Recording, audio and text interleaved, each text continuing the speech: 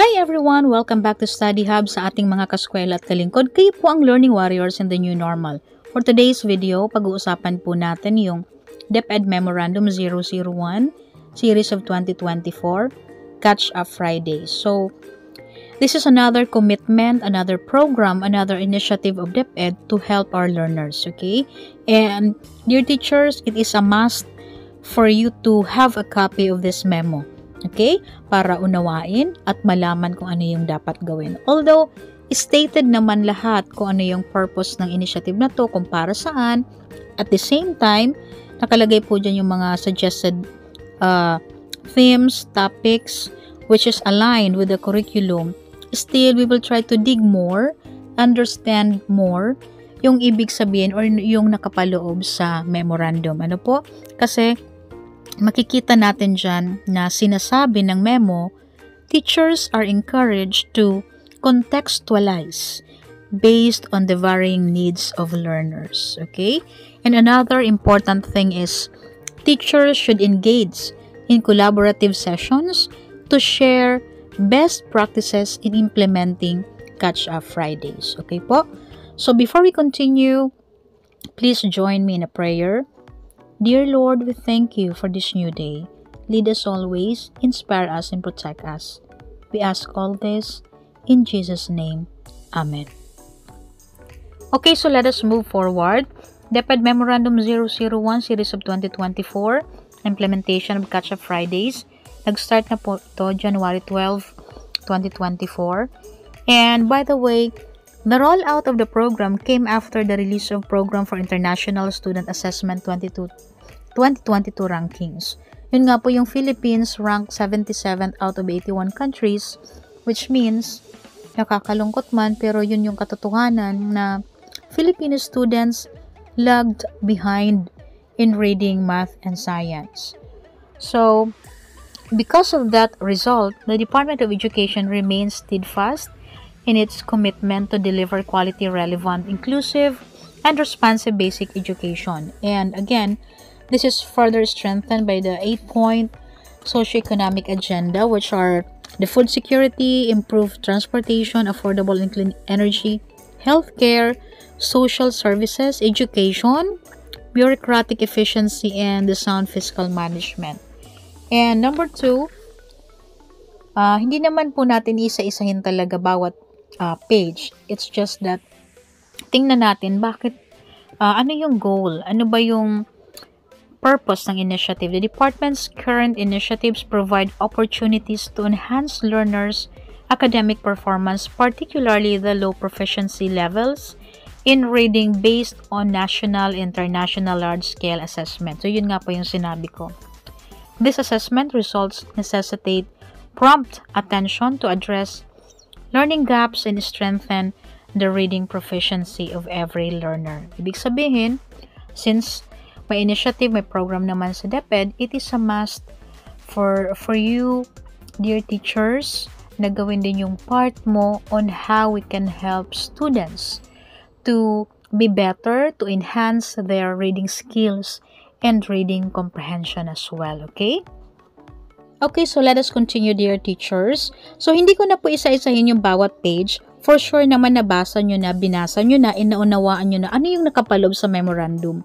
And you are guided what are the suggested strategies.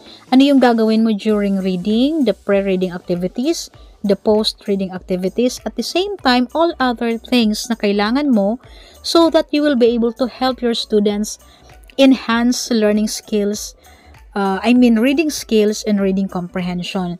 Tingnan lang natin yung nakalagay dito sa page 15. The suggested themes, sub-themes, topics, issues provided are aligned with the curriculum standards and content. All this should only serve as a guide for field implementers. As such, schools and teachers are encouraged to contextualize based on the varying needs of learners and communities. We all know kahit gaano kagaling, kaganda ng strategy na meron ka, still, that strategy will apply only to some students because our students are diverse and there are varying needs of learners and communities as well, okay? Meaning to say, you need to have the contextual learning approach. And kapag sinabi po natin na contextualize, these are the real-world application. A design of your activity na relevant doon sa topic na meron ka, okay? Mindful of the social consciousness. At the same time, even yung assessment na gagawin mo, it should evaluate them based on authentic assessments. Okay po? So, I'm just going to share with you, most likely, isang strategy lang on how you are going to contextualize. At the same time, it will help your students to enhance their reading comprehension and then their reading skills. Okay? So, to contextualize means real-world application. Resources are relevant to your topic. Social conscious. At the same time, you are using authentic assessment. So, kapag sinabi namang authentic assessment, may iba't ibang types yan. We have the inquiry-based approach or assessment, project-based, problem-based assessment, and then scenario-based assessment. So, ano yung halimbawa ng mga authentic assessment? So, we have essay type. They need to write their reflection, their journals. May mga portfolio sila.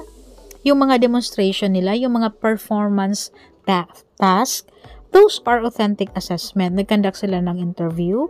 Ano yung observation nila? Okay? So, those are authentic assessment. And then, one strategy na makakatulong po sa mga learners natin, hindi lang ma-improve yung reading skills nila, also their reading comprehension, is through the use of news or newspaper activities. Okay? So, yung newspaper reading activities po kasi, hindi lang ma-improve yung reading skills ng mga learners, may enhance din yung knowledge nila. At the same time, even the writing and speaking skills, makakatulong po ito sa kanila. Even the correct grammar, how they discuss ideas fluently, yung writing skills na at the same time, yung vocabularies nila. Okay? So, sa pamamagitan ng news activities, one is my newspaper report. So, ano yan? Halimbawa po, may binigay ka sa kanilang news article or may binasa sila. From there, they can make their own report. Isusulat lang nila dyan sa activity, ano yung headline? Tungkol saan yung report? Sino yung involved doon sa balita? Okay? Tungkol saan? What is the report about? Saan naganap yung pangyayari doon sa binasa nila? Okay? So, simple activity yet students will be able to comprehend kung ano yung binabasa nila. Another one is through news activities, we have number 2, guess the headline. So, dyan po sa headlines, ikaw teachers, pwede kang mag-collect ng iba't ibang headlines. Pwede mo siyang i-paste sa board, pero yung headline may blanco, hindi siya complete. Kasi po, igugrupo mo yung mga learners, and then yung incomplete headlines na ilalagay mo doon sa board, o kaya naman pwede mo siyang i-paste sa colored paper, and then ibigay mo sa bawat grupo. Again, hindi complete yung headlines. May blanco doon. And then, yung words na ilalagay nila doon sa headlines para ma-complete yun yung i-distribute mo sa bawat team. Okay? So, may mga headlines sila na incomplete headlines, may mga blanco, and through that interesting words that you gave them, bubuuhin nila yung headline. Okay? So, you just need to ask them to come up with possible answers for each headline. And yun, isasubmit nila or ipipresent nila sa klase. Okay? So, once again, the thing that I'm going to share with you on how we are going to help students to improve their reading skills and reading comprehension is sa pamamagitan po ng news. What is the significance of using news in teaching? Okay? Kasi po yung news this is based on real world context. So, yung mga bata, they can understand their lives locally or even in a global context. They can explore more ano yung similarities and differences na nangyayari. Right? Okay, so just to make it simple, yung guess the headline is, say for example, you have 10 headlines, teachers. And then, yung bawat headline, i-paste mo doon sa board. Pero may mga lacking words yun. Ibig sabihin, hindi siya kompleto. And yung mga words na yun will be distributed to students or sa bawat grupo. It's up to them kung saan nila ilalagay or ididikit, kung saan most appropriate yung words na meron sila. Okay? So, they just need to come up with possible answers for each headline. Okay? Another one is the news treasure hunt. Okay, so, yun nga, another strategy using newspaper or news activity is the news treasure hunt. Okay, ibig sabihin, teachers, you will give them different news articles or short articles. And from there, i-identify ng mga students saan ba sila kabilang na listahan or type of news. So, you will give them different kinds of news or yung list. Say, for example, good news, bad news, famous people, favorite sport, country, about a star, o kaya naman weather report. Okay? So, babasahin nila yung news article and then i-group nila kung saan yun kabilang na listahan. Okay? So, na-improve yung reading comprehension nila because they were able to identify anong klaseng news yon kabilang. Okay? And next one is the wall quiz.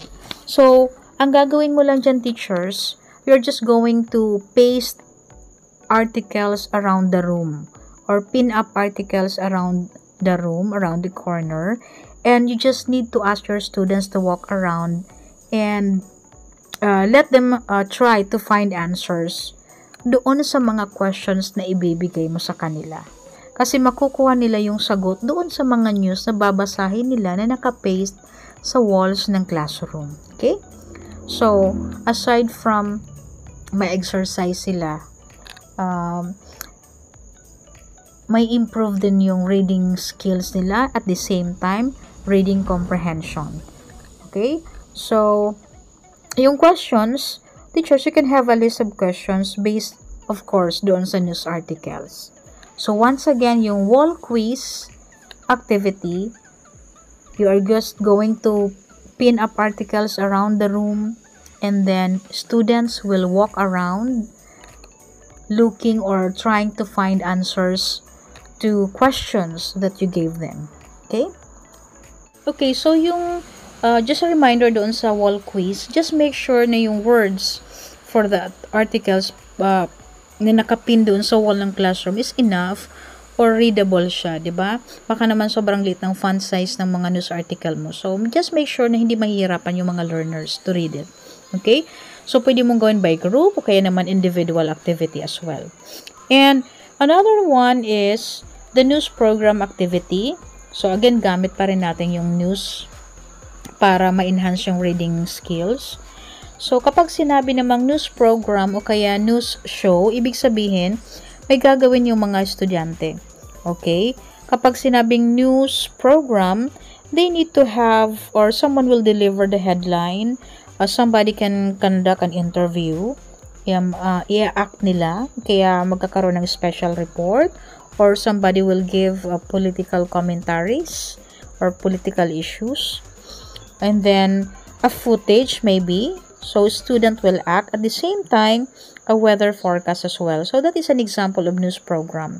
So, babasahin muna nila yung news article, kailangan nilang unawain para magawa nila yung news show. Okay? Okay, so we are done. Thank you very much, dear teachers, dear students, and thank you very much everyone. And sana po supportahan ninyo yung YouTube channel ko. Please support Study Hub by clicking subscribe and like button. Also, you can choose notification bell para updated po kayo sa lahat ng videos natin, okay? So, see you in the next video. Thank you very much and bye for now.